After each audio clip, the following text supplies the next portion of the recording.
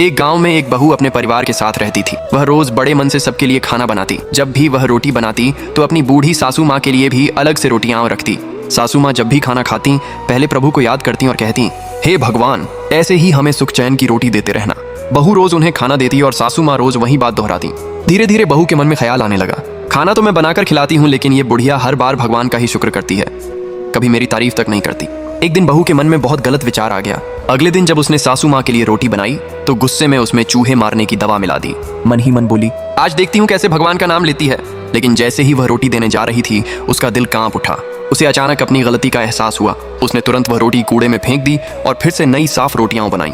सासू माँ को खाना देकर वह बाहर जाने लगी और बोली, माँ जी मैं थोड़ी देर में लौटूंगी, आप खाना खा लीजिए।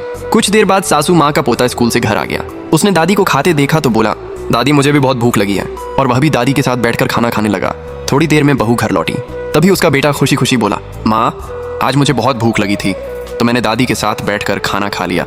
ये सुनते ही बहू के पैरों तले जमीन खिसक गई। उसके मन में बिजली सी कौंध गई। अगर मैंने वही जहरीली रोटी दादी को दे दी होती तो आज मेरा बेटा भी वहीं खा लेता। उसकी आंखों से आंसू बहने लगे।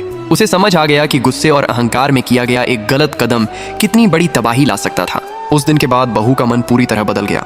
अब वह सासू माँ की सेवा दिल से करने लगी और प्रभु का धन्यवाद करने लगी कि उन्होंने उसे समय रहते सही राह दिखा दी।